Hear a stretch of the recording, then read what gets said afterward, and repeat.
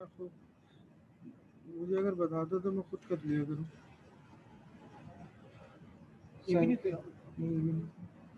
Send for me. नहीं वो खुद ही आ जाता है सर पेज वाला। मेरे पास तो नहीं चले आता। मैं नेक्स्ट टाइम इनको कनेक्ट करवा लूँगा। आपकी क्लास 8 बजे स्टार्ट 8 8:30 बजे वाली है। बजे। हाँ।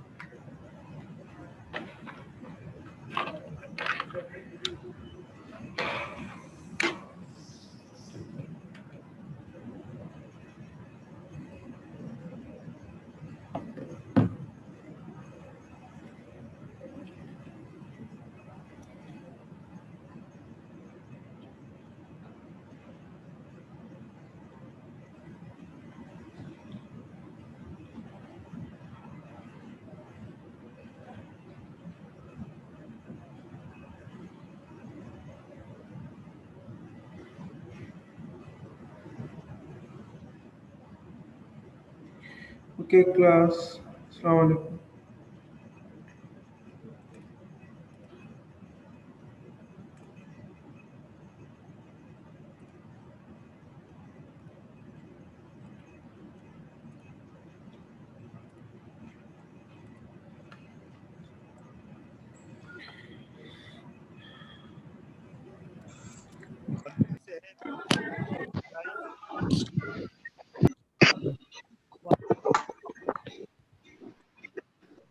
अच्छा जनाब, आज हम स्टार्ट करेंगे chapter number 4, functions of and linear models. मैंने last sir class, inverse functions रह गए थे लास्ट क्लास में। हाँ वो मैं करवा रहा हूँ।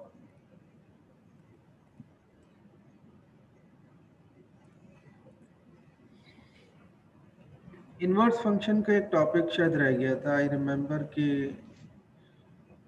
एक टॉपिक हमारा इनवर्स फंक्शन का रह गया था। So I would like to define the inverse function.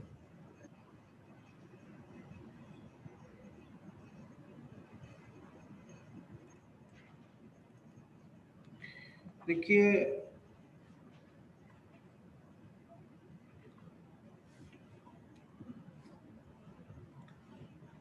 एक फंक्शन है ना, इस तरह से मैप हो रहे हैं उसके कुछ elements under the function F.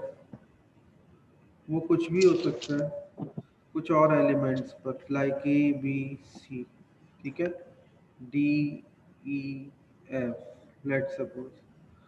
अब मैं ये कहता हूँ मिसाल के तौर पर कि ए की जो मैपिंग है वो डी पर हो रही है, बी की जो मैपिंग है वो ई पर हो रही है, और सी की जो मैपिंग है वो एफ पर हो रही है। So this type of mapping is one to one mapping और one to one correspondence, ठीक है। अब वो कहता है what is inverse of the function, क्या चीज है। तो मैं कहता हूँ 2, इसका मल्टीप्लिकेटिव इनवर्स क्या होगा, 1/2, और इसका एडिटिव इनवर्स क्या होगा, -2, ठीक है। तो बिल्कुल इसी तरह अगर मैं कहता हूँ एक फंक्शन f है तो इसका f इनवर्स क्या होगा, what about the f inverse. तो इसके लिए हम ये कहते हैं कि फंक्शन का इनवर्स मालूम करना अगर आप चाहते हैं तो डोमेन एलिमेंट रेंज एलिमेंट में कन्वर्ट हो जाएंगे, एक तरह से ऑब्जेक्ट इमेज बन जाएगा और इमेज ऑब्जेक्ट बन जाएगा। तो जो वैल्यूज यहाँ मैप हो रही थी बी ए एफ डी पर, बी ई पर, सी एफ पर, वो रिफ्लेक्ट हो जाएंगी इस तरह से, और हम ये कहेंगे कि एफ इनवर्स में डी मैप हो रहा है ए पर, ई मैप हो रहा है बी पर, और एफ मैप हो रहा है सी पर। ये काम जब होता है कि डोमेन कन्वर्ट हो जाती है रेंज के अंदर और रेंज वापस चली जाती है किसके अंदर, डोमेन के अंदर, एक तरह से आप समझ लें रिफ्लेक्शन जब बन रही होती है तो उसको हम ये कहते हैं कि this is the inverse function. लेकिन please note one thing very important, one thing is very important in the to find the inverse function, that is कि फंक्शन का इनवर्स एग्जिस्ट करेगा if and only if the inverse of a function exist only if and only if f is 1 to 1. अगर अगर f is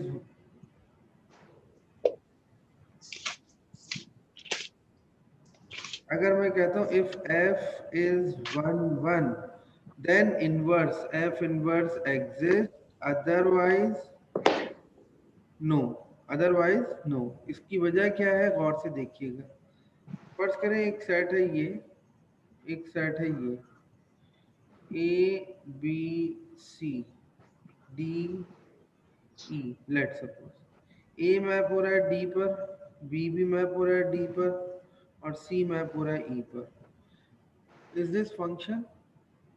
हाँ ना, function तो है, note करो। डोमेन की सारे वैल्यूज यूज हो रही हैं, कोई वैल्यू लेफ्ट तो नहीं हुई। डोमेन की कोई वैल्यू ट्वाइसली तो मैप नहीं हो रही, ट्वाइसली भी मैप नहीं हो रही ना। तो दोनों कंडीशन सेटिस्फाई हो रही हैं कि भाई कोई एलिमेंट ट्वाइसली मैप नहीं हो रहा और कोई एलिमेंट लेफ्ट नहीं हो रहा। नहीं, x की कोई दो वैल्यूज रखे तो आंसर एक ही आ रहा है। मिसाल के तौर पर देखो, f of x is equal to x square आएगा, तो f ऑफ -1 पर जो आंसर आएगा वो क्या आएगा? 1। f ऑफ 1 पर जो आंसर आएगा वो क्या आएगा? 1।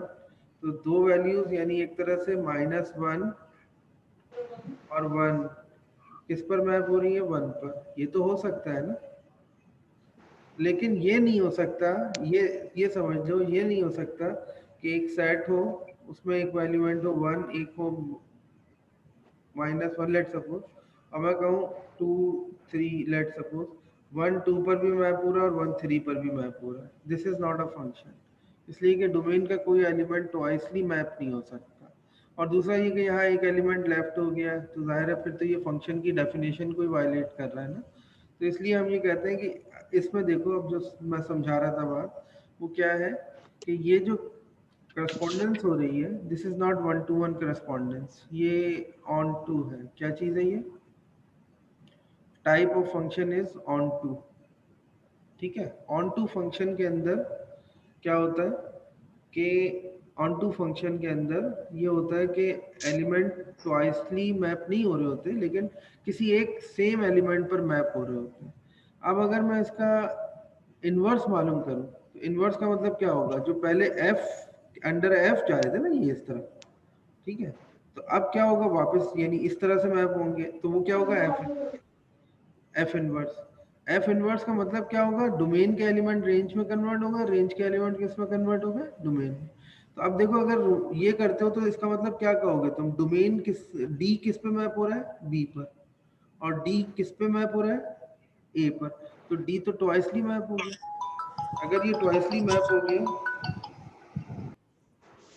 अच्छा जी अब्दुल मजीद, हाँ वो मैंने पहले की थी ना, तो फोन डॉक्टर साहब से बात कर रहा हूँ ऑडिटोरियम, ठीक, ओके अल्लाह। तो एलिमेंट ट्वाइसली मैप हो गया तो इसका मतलब है जाहिर है ये फिर फंक्शन ही नहीं रह गया। तो अगर फंक्शन ऑन टू है तो इसका इन्वर्स एग्जिस्ट नहीं करेगा, ये याद रखें, इसका इन्वर्स एग्जिस्ट नहीं करेगा। लेकिन अगर फंक्शन 1 to 1 है तो उसका इन्वर्स एग्जिस्ट करेगा, लाजमी करेगा। ठीक, यहाँ तक बात क्लियर हो गई? Everything is clear up to this step? Yes sir. आगे चलते हैं, ठीक है।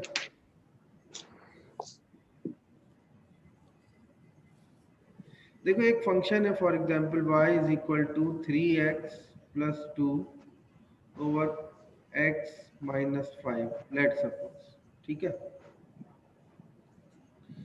अच्छा, जब मैं ग्राफ बनाता हूँ तो यही कहता हूँ ना, ये x है, ये y है, और इसका ग्राफ जैसे मिसाल के तौर पर ये ग्राफ आ रहा है लेट सपोज, तो ये y is equal to x का ग्राफ है, ठीक। अब समझिएगा मेरी बात। तो मैं ये कह सकता हूँ ना, y is a function of x, y is a function of x। तो ये कहता है कि x is equal to which implies that x is equal to f inverse of,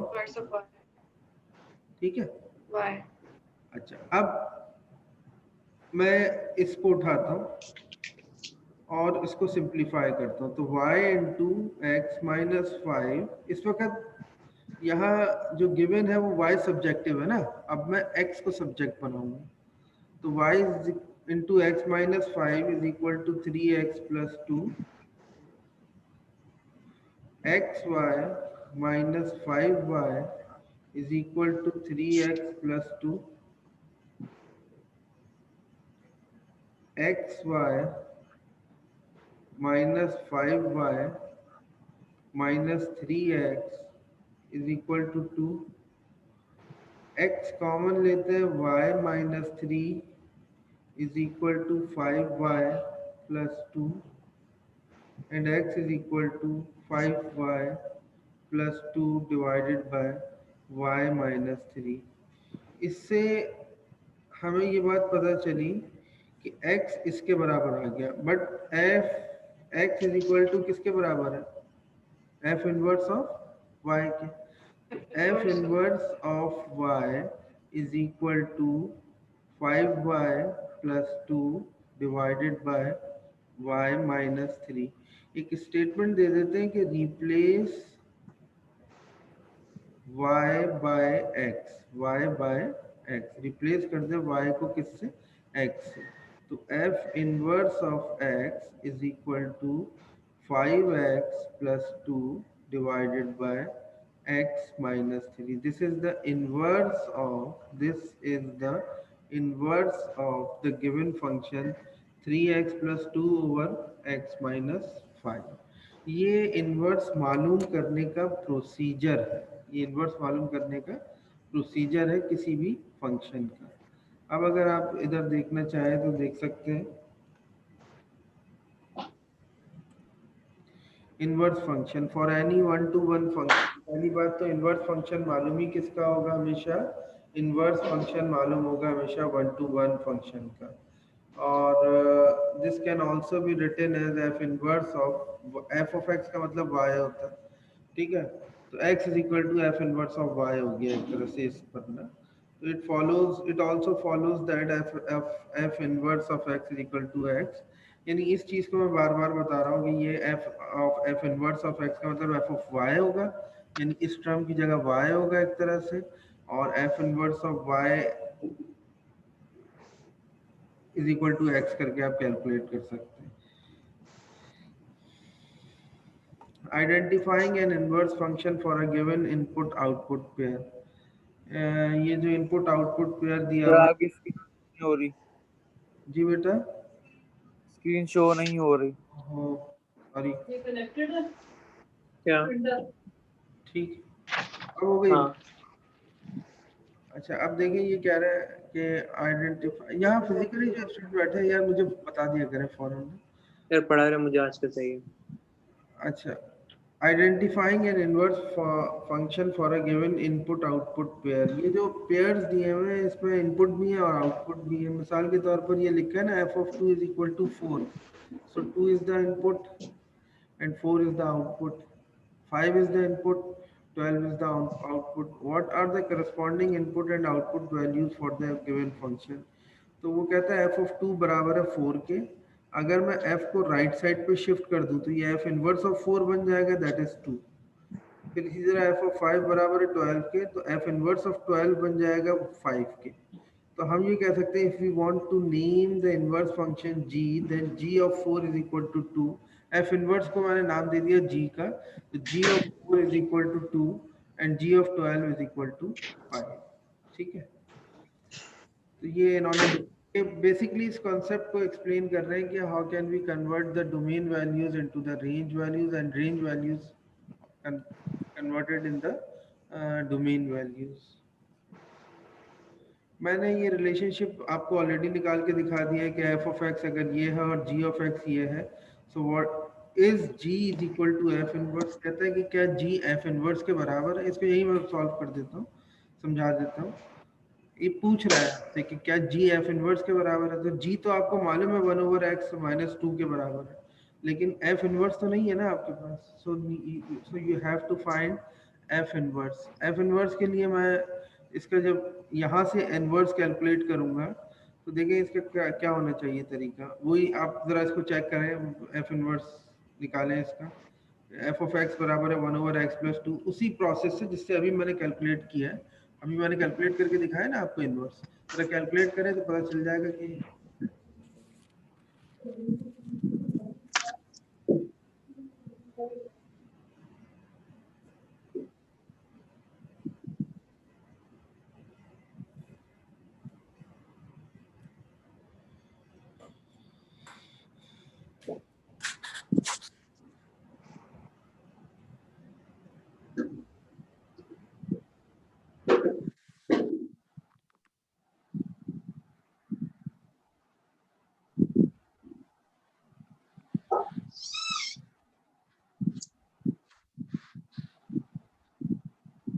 वही आ रहा है।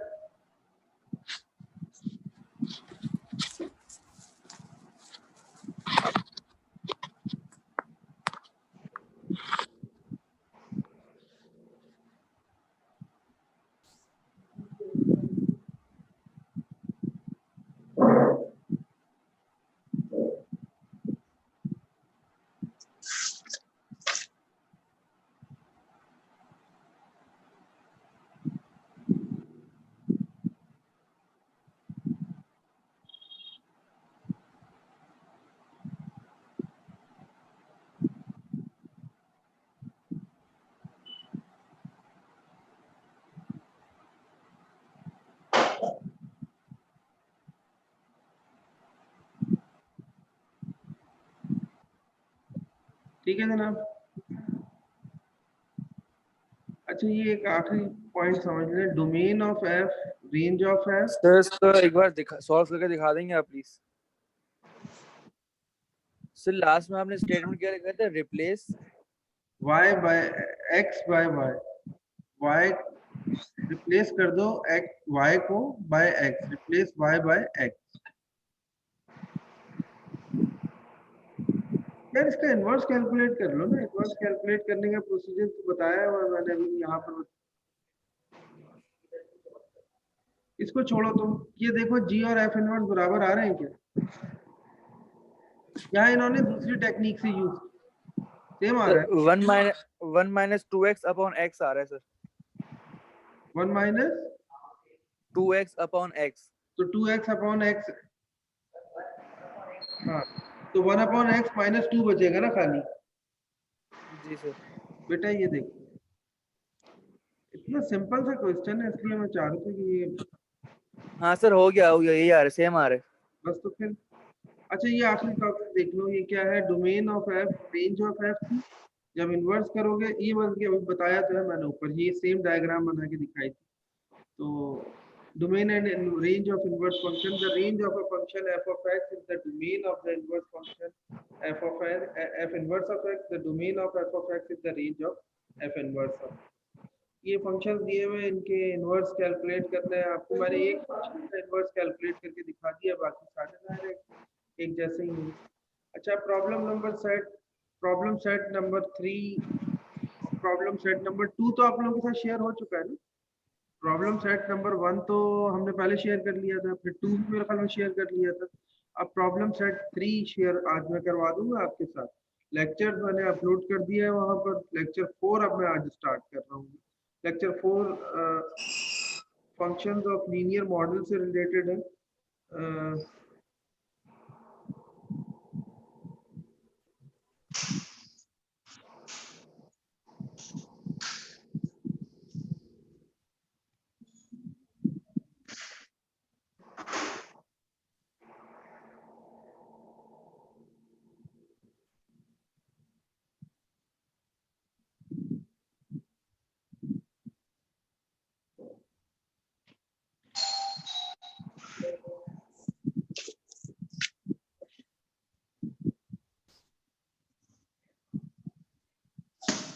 जी सर आपकी स्क्रीन शो नहीं हो रही। हाँ अभी मैंने स्टार्ट ही नहीं किया, कर रहा हूँ। Linear function.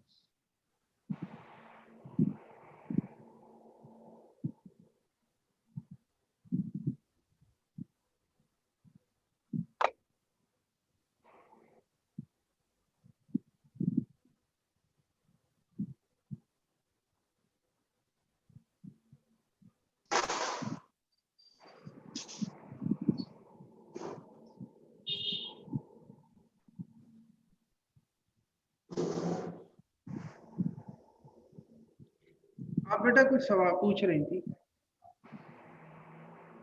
प्रॉब्लम सेट 3 हो चुका है शेयर?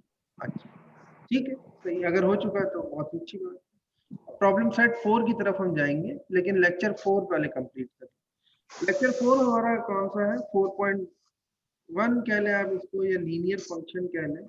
इससे पहले वाला हमारा फंक्शन था। अब फंक्शन में पहले हमने क्या स्टडी किया, अगर कैटेगराइज करें हम फंक्शन में, सिंपल ये स्टडी किया है कि एक रिलेशनशिप होता है, स्पेशल टाइप ऑफ रिलेशनशिप होता है। उस स्पेशल टाइप ऑफ रिलेशनशिप को अगर हम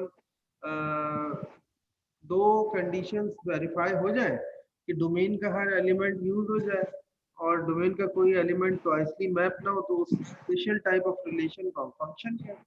और फिर हमने कुछ फंक्शंस स्टडी किए कि इनवर्स फंक्शन कब कैलकुलेट हो सकता है, 1-to-1 टाइप क्या होती है, ऑन-टू टाइप क्या होती है, और डोमेन और रेंज का कंसेप्ट क्या होता है। तो कल हमने बल्कि देखा था कि डोमेन और रेंज हम कैलकुलेट कैसे कर सकते हैं। आज जो हम स्टार्ट कर रहे हैं that is a linear function. Linear function में मतलब क्या है कि अब हम we will talk about the function in its particular form, that is y is equal to f of x in such a manner कि maximum power of the variable और independent variable की वो 1 हो। तो हम कहते हैं कि ये लीनियर फंक्शन बने, जिसकी मोस्ट इम्पॉर्टेंट एग्जाम्पल या मोस्ट कॉमन एग्जाम्पल जो है वो है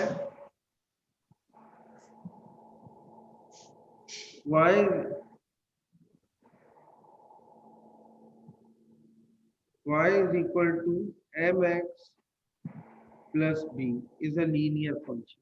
ठीक है, अब ये m क्या है आप सबको पता है, दैट इज स्लोप। ये b क्या है आप सबको पता है, दैट इज y इंटरसेप्ट। ठीक है, हमें यहाँ ये देखना है कि लीनियर फंक्शन की के ये दो कैरेक्टरिस्टिक है, ये दो इम्पोर्टेंट फीचर्स है, most important features of the linear function, that is m slope which can be calculated by y2 या f of x2 minus f of x1 divided by x2 minus x1। Similarly, y intercept आप calculate कर सकते हैं after calculating the slope and one coordinate. ठीक है जरा, अब इसको अगर मैं यहाँ से डिस्कस करूं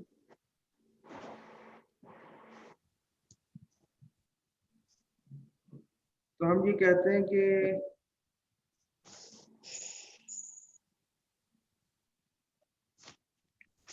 represent a linear function. In this section you will learn represent a linear function। linear function को represent कैसे करेंगे आप, अभी बताया मैंने, y is equal to mx plus b करके। ठीक है, determine whether a linear function is increasing, decreasing or constant। एक बात समझ लें, लीनियर फंक्शन या तो इस तरह से होगा दैट इज इंक्रीजिंग, या इस तरह से होगा दैट इज डिक्रीजिंग, और नीदर इंक्रीजिंग नॉट डिक्रीजिंग, इस तरह से होगा, इंक्रीज कर रहा है डिक्रीज कर रहा है, कांस्टेंट। इस सूरत में जो m होगा इसका ये पॉजिटिव होगा, इस सूरत में this case m must be negative, और यहाँ m मस्ट बी 0। ये तीन सिचुएशन आपके सामने है। ठीक है, वर्टिकल में तो फिर m अनडिफाइंड हो जाता है ना, जिसका ग्रेडियंट है अगर वर्टिकल हम बनाए m जो है वो अनडिफाइंड हो जाएगा। और ये क्वेश्चन आया भी था आपके पास एग्जाम में, ये जो मैंने लिया था असाइनमेंट, तो उसमें बच्चा मुझसे बार बार ये पूछ रहा था कि सर आंसर सही नहीं आ रहा, आंसर सही नहीं आ रहा। मैं कह रहा हूँ बेटा आंसर सही आ रहा है, आंसर गलत नहीं है, तो उसका रीजन दो कि ये क्यों नहीं आ रहा। वो पर बहरहाल काफी डिस्कशन के बाद उसको अंडरस्टैंड हो गया कि मैं क्या समझाना चाह रहा हूँ उसको। तो ये सिचुएशन हो सकती है, आपने ठीक पॉइंट आउट किया कि वर्टिकल लाइन भी तो हो सकती है, तो उसका स्लोप अनडिफाइंड होता है, ठीक है। तो write and interpret an equation for a linear function, graph the linear function को ग्राफ कैसे करना है, determine whether lines are parallel or perpendicular, ये भी मालूम करना है कि अगर दो लाइंस पैरेलल है तो क्या सिचुएशन होगी, दो लाइंस परपेंडिकुलर है तो क्या सिचुएशन होगी। हमें सब मालूम है ऑलरेडी, लेकिन जाहिर है चैप्टर से हमें गो थ्रू तो करते हुए जाना है। आखिर में ये कहता है कि after completion of this section right you will learn about the writing equation of a line parallel और perpendicular to a given line. यानी कहने का मकसद ये है कि वो आपसे पूछेगा एक लाइन दूसरी लाइन के पैरेलल है, ये L1 है, ये L2 है, what is the equation of L2 if L1 and L2 are perpendicular parallel, तो ये आपको बताना होगा। व्हाट सिमिलरली ये है, ये लाइन 1 है, ये लाइन 2 है,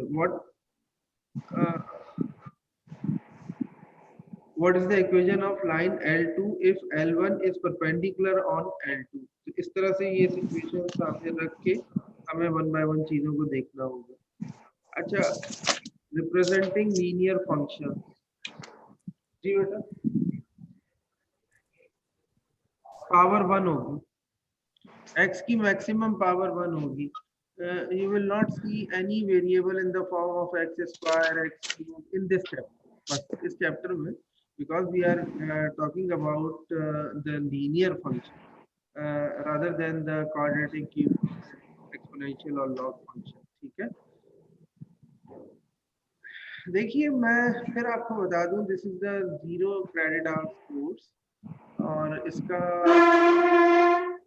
0 क्रेडिट आवर कोर्स है, और इसका कोई मतलब जो मेन ऑब्जेक्टिव है हमारा कि वो स्टूडेंट्स जो कि मैथमेटिकली उतना साउंड बैकग्राउंड नहीं रखते, या साउंड बैकग्राउंड भी रखते हैं, लेट सपोज जैसे हमारे बड़े अच्छे स्टूडेंट बैठे हैं यहाँ, क्या नाम है भाई तुम्हारा, तुम्हें तुम्हें कह रहा हूँ, तुम अपने आप को अच्छे स्टूडेंट से इक्वेट नहीं करते मेरे ख्याल में।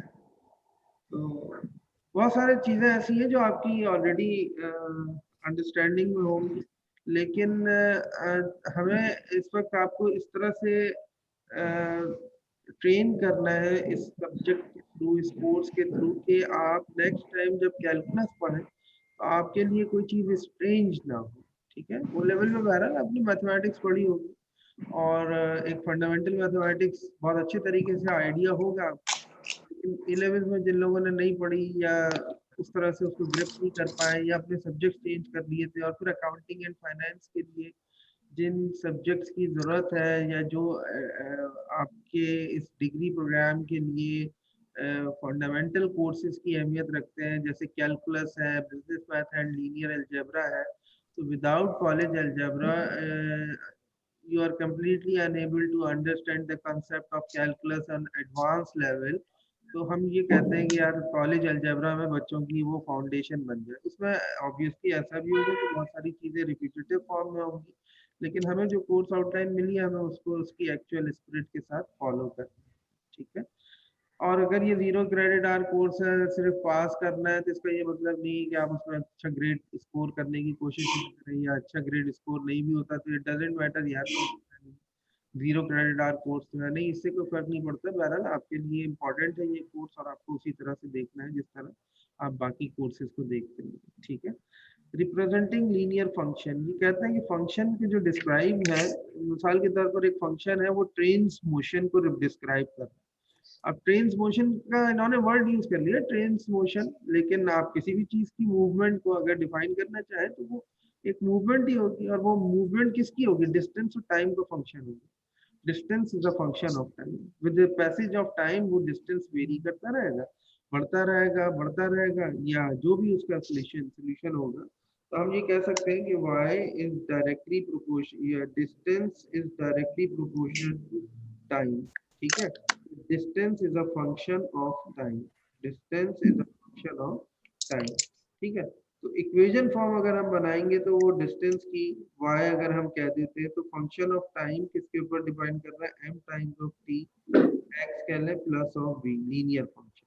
ठीक है, इसी तरह ग्राफिकल फॉर्म में अगर इन्होंने रिप्रेजेंट किया, देखिए डिस्टेंस y एक्सिस पे लिया, डिपेंडेंट वेरिएबल है।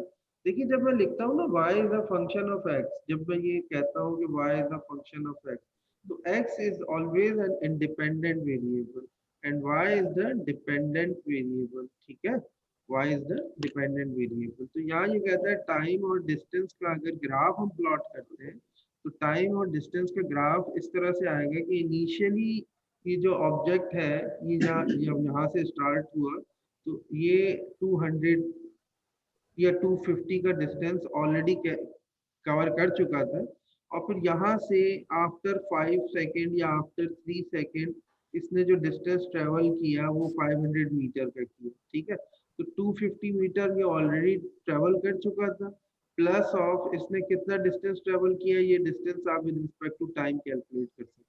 तो यहाँ ये जो है ना m टाइम्स ऑफ t करके आ जाएगा और फिर इज इक्वल टू डिस्टेंस आ जाएगा। तो ये एम एक्स प्लस बी की फॉर्म में हम लीनियर फंक्शन को रिप्रेजेंट करते हैं। ठीक है जरा, इसके बाद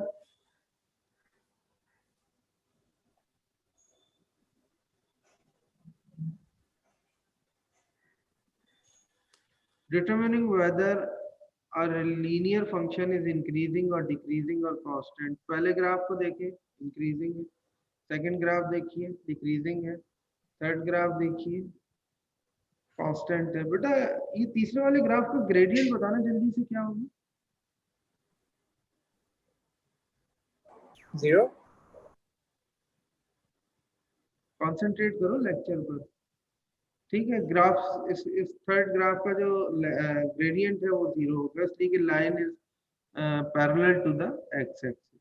अब if a line is parallel to the X axis then slope is 0, line is decreasing it means slope is negative, if line is increasing it means slope is positive। ठीक है, so mx plus b is an increasing function because m is positive, mx plus b is decreasing if m is less than 0।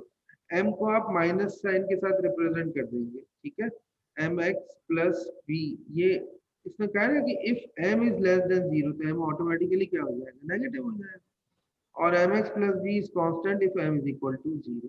ठीक है, condition तो तीनों की यही होंगी, लेकिन एक माइनस साइन से रिप्लेस हो जाएगी, एक 0 से रिप्लेस हो जाएगी, तो वो डिक्रीजिंग और कांस्टेंट फंक्शन बन जाएगा respectively. Slope rise upon run के बराबर होता है। असल में देखिए मैं आपको एक चीज आज बताता हूँ, मालूम ही होगी आपको।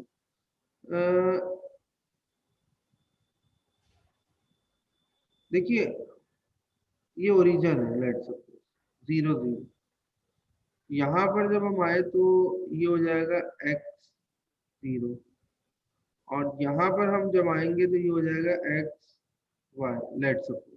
ठीक है, तो एक तरह से ये पहला पॉइंट है और ये दूसरा पॉइंट है। तो अब अगर मैं आपसे ये कहता हूँ कि बल्कि इसको इस तरह समझे, इस तरह समझे जिस तरह मैं बता रहा हूँ, इसको छोड़ें, यूं समझे इसको, ये x1 y1 और ये x2 y2, तो ये जो हॉरिजॉन्टल डिस्टेंस ट्रेवल होगा इसको आप क्या कहेंगे, x2 माइनस x1। ये जो वर्टिकल डिस्टेंस ट्रेवल होगा इसको आप क्या कहेंगे, y2 minus y1, because there is no change in x on this line, there is no change on, sorry, Y. there is no change in x in horizontal line, there is no change in x No, sir. on vertical line। x में कोई change नहीं आ रहा, इस vertical line में सिर्फ change किस में आ रहा है, y में, y2 माइनस y1। x में, y में कोई चेंज नहीं आ रहा, हॉरिजॉन्टल लाइन पे सिर्फ चेंज किस में आ रहा है, x2 माइनस x1। तो ये जो हाइट का डिफरेंस आ रहा है इसको असल में आप क्या कहेंगे, राइज कहेंगे, और ये ग्राउंड लेवल पर जो चेंज आ रहा है उसको आप क्या कहते हैं, रन कहते हैं। ठीक है, तो अब स्लोप की डेफिनेशन क्या है, एक सिंगल सेंटेंस में अगर मैं बताऊं तो वो है, स्लोप की डेफिनेशन है the rise over run. inclination of a straight line with respect to x-axis. How do you define slope? The inclination of a straight line with respect to positive x-axis. With respect to positive x-axis. So m, ये जो Sir, m, can you please repeat it again? एक दफा. अगर आपसे मैं पूछूं कि how do you define slope of a straight line, तो आप कहेंगे the inclination of a straight line with respect to positive x-axis is also known as slope. ठीक है, तो इंक्लिनेशन जो है ये समझना, इंक्लिनेशन क्या है, ये है ना इंक्लिनेशन, ये है, ठीक है। तो m is directly proportion to y2 minus y1 over x2 minus x1, ऐसा ही है ना, y2 minus y1 over x2 minus x1। ये जितना ज्यादा होगा राइज, स्लोप उतना ज्यादा होगा, और ये जितना कम होगा रन, स्लोप उतना कम होगा। इसकी वजह क्या है, देखो मैं बढ़ा देता हूँ, राइज और बढ़ा देता हूँ, और बढ़ा दूंगा, और रन उतने ही रहने देता हूँ। अब इसको मिलाऊंगा तो इंक्लिनेशन बढ़ गया या नहीं बढ़ा, बढ़ गया ना। अच्छा, लेकिन अगर फर्ज करो मैं रन बढ़ा दूं और राइज उतने ही रहने दूं, तो इंक्लिनेशन क्या हुआ, बढ़ा है या कम हुआ? इसका मतलब है एक के साथ ये डायरेक्टली प्रोपोर्शन है और एक के साथ क्या है, इनवर्सली प्रोपोर्शन है। तो m इज इक्वल टू असल में एक तरह से क्या हुआ, y2 minus y1 over x2 minus x1, और यही m बराबर होता है टेंजेंट थीटा के। इसकी वजह क्या है कि अगर ये राइट एंगल ट्राइंगल तुम कंसीडर कर लो, तो tangent theta is equal to m is equal to y2 minus y1 over x2 minus x1, all are the same thing representing the gradient of a straight line or slope of a straight line, ठीक है। Yes sir, tangent is perpendicular upon base हो गया ना sir. हाँ, तो perpendicular upon base ही तो बनाया है मैंने, y2 minus y1 over x2 minus x1, ठीक है। Yes sir.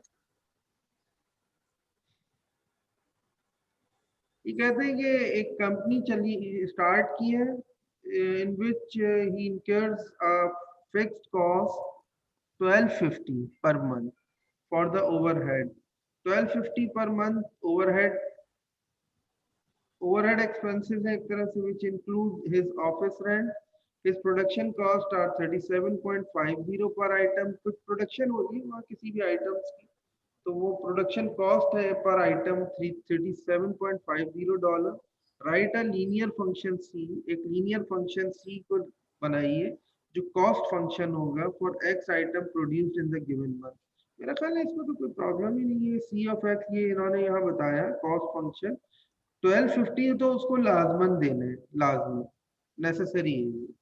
यहाँ जीरो अगर प्रोडक्ट बनाता है तब भी, अभी 6 महीने कोविड की वजह से लोगों का बिजनेस बंद रहा, लेकिन जो रेंट पे बिल्डिंग्स थी या शॉप्स थी, वो रेंट तो उनको देना पड़ा है, ठीक है। इसका क्या मतलब है, इसका मतलब है ये तो एक फिक्स कॉस्ट है ना, इसकी तो बात खत्म हो गई। अब जो बाकी कॉस्ट आ रही है वो प्रोडक्शन कॉस्ट एक्स के ऊपर आ रही है। एक्स अगर 1 होगा तो 37.50 प्रोडक्शन कॉस्ट होगी, 2 होगा, 100 होगा, 1000 होगा, जैसे जैसे बढ़ाते चले जाएंगे वैसे वैसे प्रोडक्शन कॉस्ट बढ़ती चली जाएगी। तो ये कॉस्ट फंक्शन आपने सिंपल बना दिया, ठीक है। 100 रख के बनाया तो 5000 प्रोडक्शन कॉस्ट आ रही, और ज्यादा बढ़ा देंगे तो और ज्यादा आएगी। इसी से फिर आगे सेल फंक्शन डिफाइन होगा, उसी से आगे रेवेन्यू फंक्शन डिफाइन होगा, उसी से आगे प्रॉफिट फंक्शन डिफाइन होगा। यानी एक दफा once you define the cost function, then you can define the profit sale function, profit function, revenue function, loss function, ये सारे आप इसी तरह से यूज कर सकते हैं। नेक्स्ट में देखिए,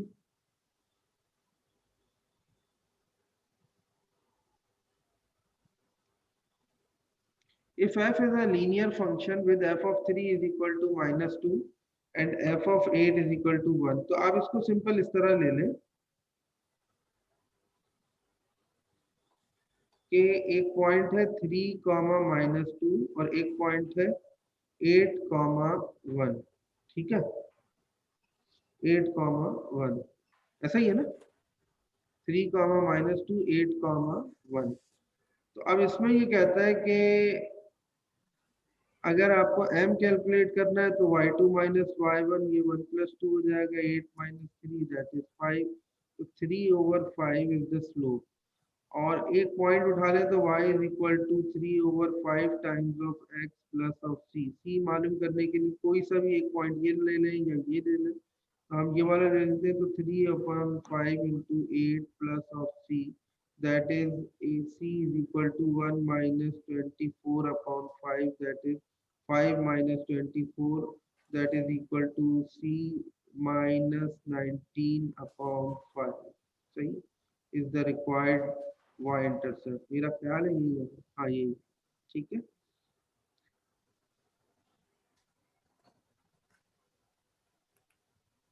इसका फंक्शन बनाएंगे इसका लीनियर फंक्शन बनाएंगे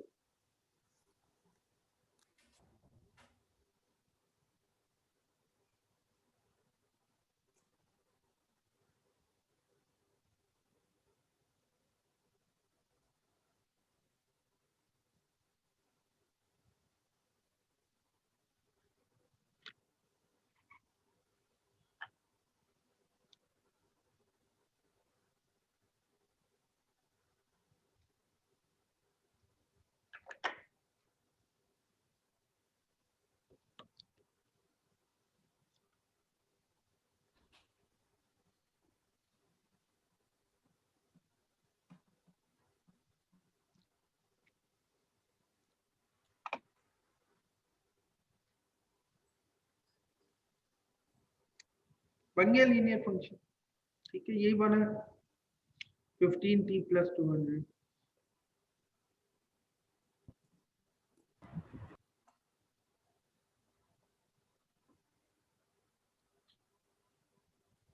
working as an insurance sale person क्या है इलिया earns a base salary plus a commission on each new policy एक बेस सैलरी जैसे ओवरहेड का और एक प्रोडक्शन कॉस्ट जैसे कि यहाँ ये कह रहा है कि हर नई पॉलिसी के ऊपर therefore Elias weekly income I depends on the number of new policy he sells अब यहाँ तक तो इन्होंने ये बता दिया कि नंबर ऑफ सेल्स पॉलिसीज के ऊपर उसकी वीकली इनकम बेस कर तो income is directly proportional to the number of policies ठीक है new policy he sells during the week अच्छा last week he sold 3 new policies उसने लास्ट वीक क्या बता दिया number of policies and earn 760 for the week तो एक तरह से ये y हो गया 760 और एक तरह से वो x हो गया न्यू पॉलिसीज के लिहाज से the week before he sold 5 new policies and earned 920 यानी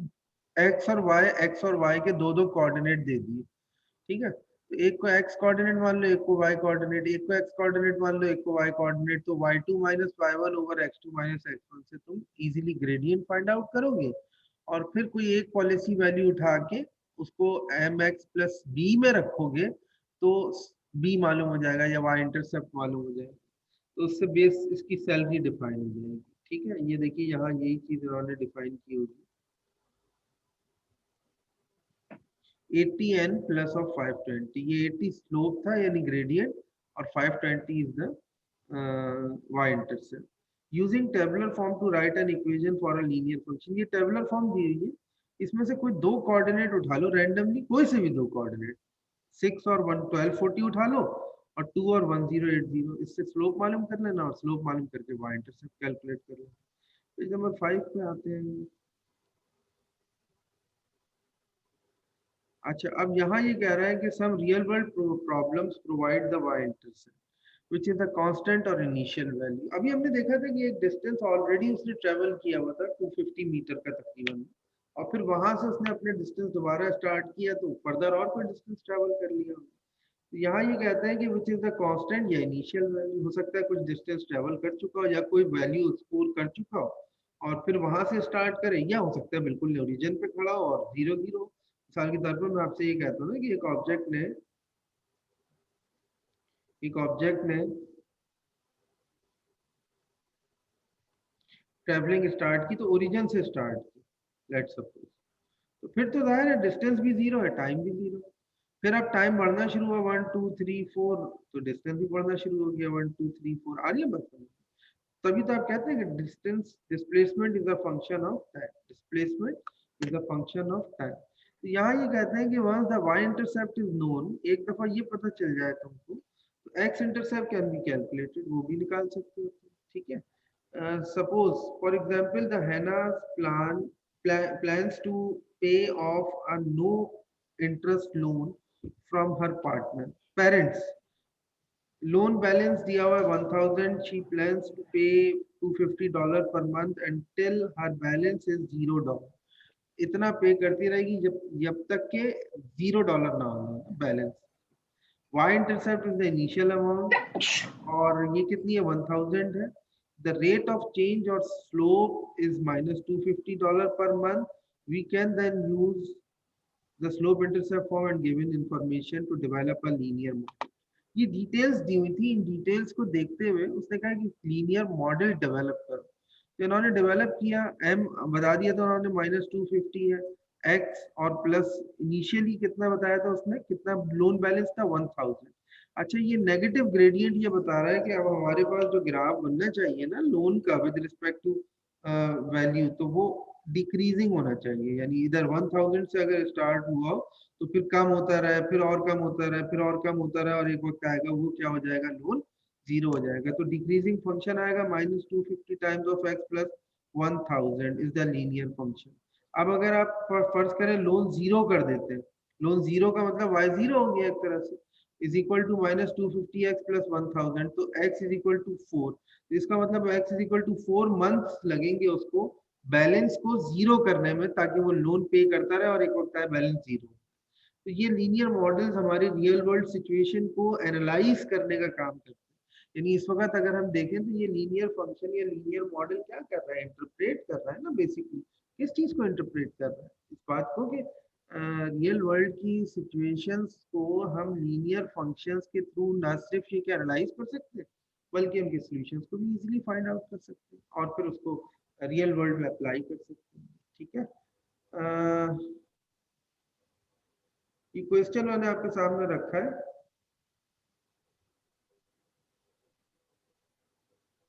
मैं चाहता हूं कि ये आप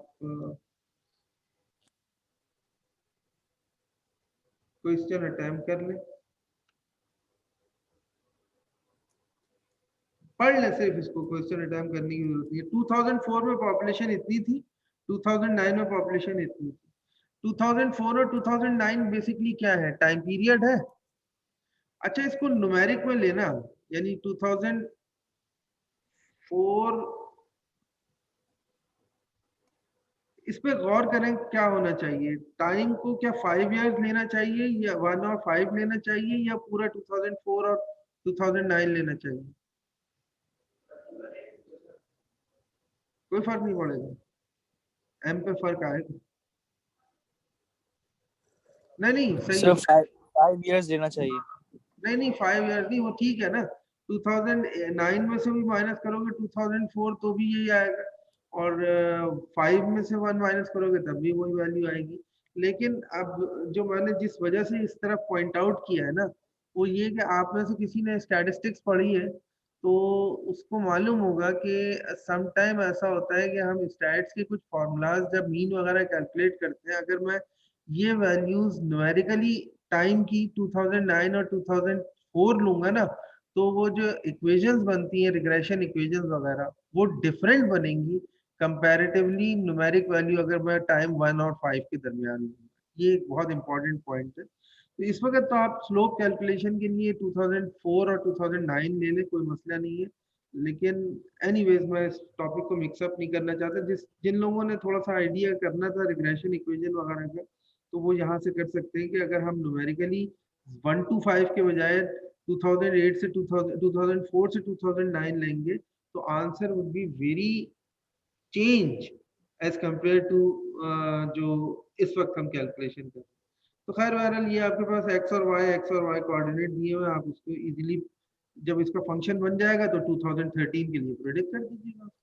वही once you construct the function, once you develop the function of linear function, सही है। तो उसके बाद तो तुम उसको किसी भी ईयर के लिए प्रिडिक्ट कर सकते हो कि टाइम की वैल्यू रखते रहो, वैल्यू कैलकुलेट होती रहेगी। ठीक है, तो यहाँ देखिए इन्होंने यही चीज दी है, मैं इसका सोल्यूशन बता देता हूँ। ये देखिए इन्होंने 5 माइनस 0 किया,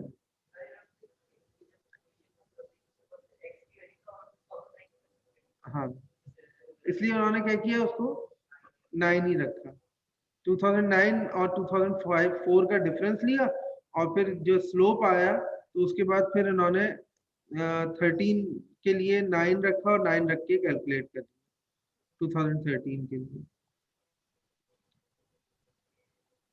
एक और प्रॉब्लम था, there is a straight road leading from the town Westboro to Agritown. कुछ इस तरह के प्रॉब्लम्स दिए इन्होंने कि एक सर्टेन डिस्टेंस है एक सिटी के दरमियान से दूसरी सिटी के दरमियान, बीच में ये ईस्ट बोरो है और 20 माइल्स की स्पीड से ट्रेवल कर रहा है डिस्टेंस, यहाँ 0 0 है, ये 30, 10 है। ये पूरा प्रॉब्लम समझ के इन्होंने इस डायग्राम का सेटअप किया है।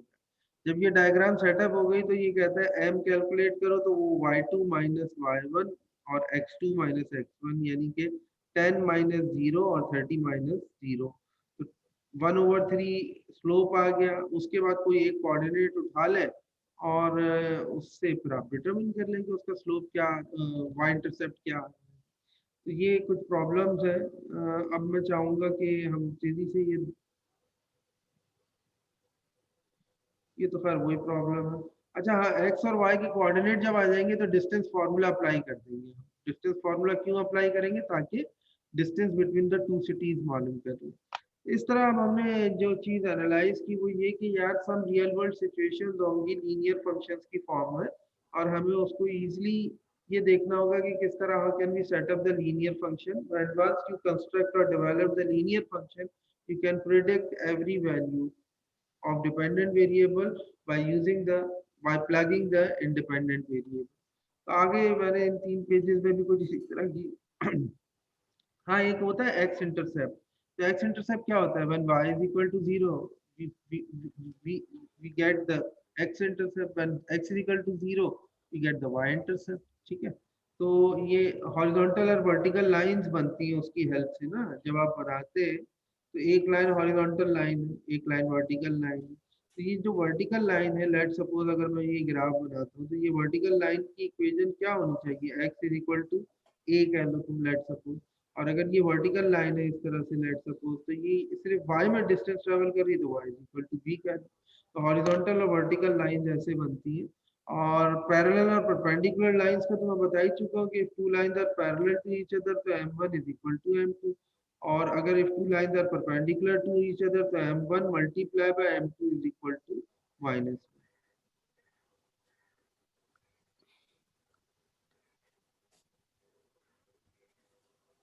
ठीक है,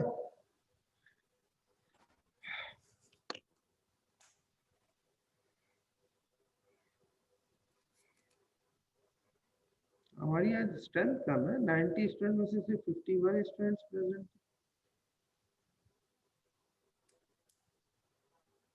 मैं सोच रहा हूँ मैंडेटरी कर दूं आना स्टूडेंट्स का।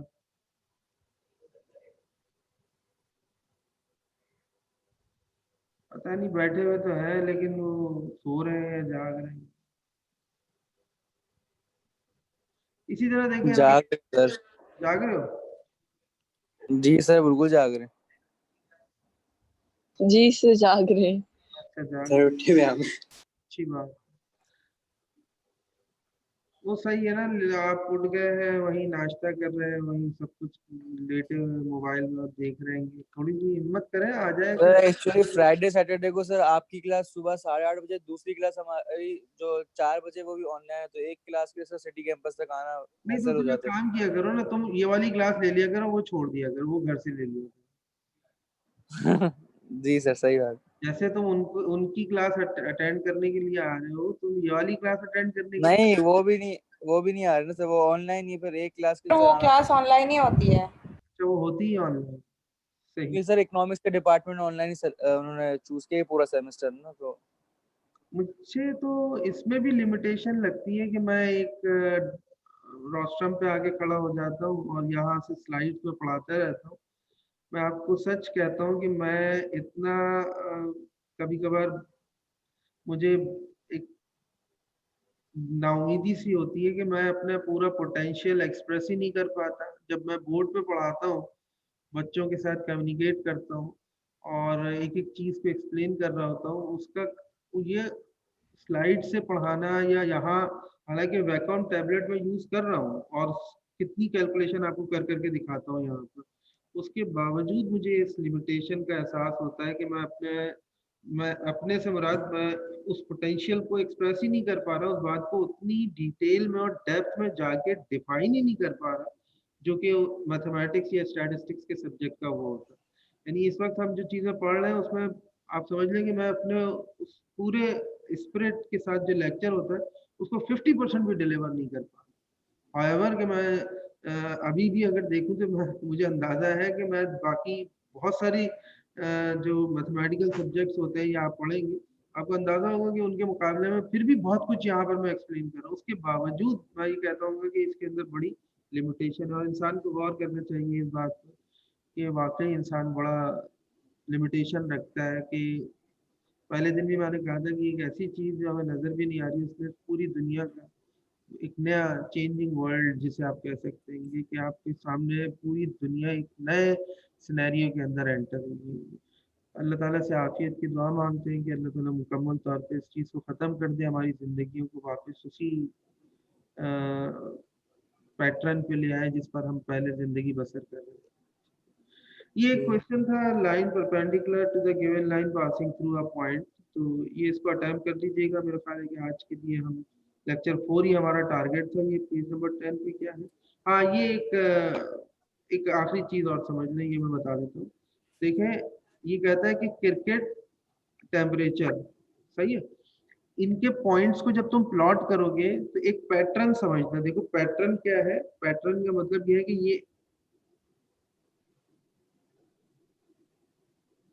ये जो पॉइंट्स आ रहे हैं तुम्हारे पास, अगर मैं इनको अगर इस तरह से देखना शुरू करूं तो ये पैटर्न, इसका लीनियर पैटर्न आ रहा है या नहीं आ रहा? कि जैसे जैसे ये x की वैल्यूज बढ़ रही है वैसे वैसे y की वैल्यूज बढ़ रही है, तो जो पैटर्न इसका ऑब्जर्व हो रहा है वो तकरीबन किस तरह का पैटर्न ऑब्जर्व हो रहा है? स्ट्रेट लाइन का। ठीक है, हालांकि ये स्ट्रेट लाइन है नहीं, क्योंकि अगर मैं इनको कनेक्ट करूंगा तो देखो इस तरह से कनेक्शन होगा ना इसका। ठीक है, लेकिन पैटर्न क्या है? इंक्रीजिंग पैटर्न है। इस तरह की डायग्राम को हम स्कैटर्ड डायग्राम कहते हैं और स्कैटर्ड डायग्राम के थ्रू हम एक पैटर्न को प्रिडिक्ट करते हैं कि वो इंक्रीजिंग ट्रेंड पे आ रहा है या डिक्रीजिंग ट्रेंड पे आ रहा है। क्योंकि अगर फर्ज करें वो यही पॉइंट इस तरह से होते, ये इस तरह से होते, तो अब इसको आप क्या कहते हैं? ये कौन सा पैटर्न आ रहा है? डिक्रीजिंग पैटर्न आ रहा है। और अगर पॉइंट ऐसे होते कुछ बिल्कुल स्ट्रेट, तो आप कहते हैं कि अब जो पैटर्न आ रहा है वो कांस्टेंट पैटर्न आ रहा है ऑलमोस्ट। तो इस तरह से हम ये मालूम करते हैं। इसमें इंटरपोलेशन और एक्सट्रापोलेशन दो चीजें होती है। इंटरपोलेशन का मतलब होता है कि आपके पास जो गिवन डेटा होता है, उस गिवन डेटा की हेल्प से, उस गिवन डेटा की हेल्प से आप वो डेटा मालूम करें जो आपके पास नहीं है। प्रेडिक्शन कहलाती है ये चीज ना, दैट इज इंटरपोलेशन। एक्सट्रापोलेशन ये होता है कि आप उस डोमेन से बाहर वैल्यूज मालूम करें कि जो आपकी एंड लिमिट हो। एंड लिमिट के बाद मिसाल के तौर पर मैं कहता हूँ, टाइम हो गया, मतलब दूसरे टीचर आने वाले हैं, नेक्स्ट में मुझे रिमाइंड करा देना, मैं यहीं से स्टार्ट करूँ। अच्छा बेटा, आप लोग सब ऑनलाइन वाले ये लेक्चर कलेक्ट कर लीजिएगा LMS से, मैं आपको दे दूंगा। ठीक है, तो लेक्चर 4 हो जाएगा, नेक्स्ट क्लास से इंशाल्लाह हम लेक्चर 5 स्टार्ट करें। अल्लाह हाफिज़। ओके सर, अल्लाह हाफिज सर। अल्लाह हाफिज़ सर। अल्लाह हाफिज़ सर। अल्लाह हाफिज़।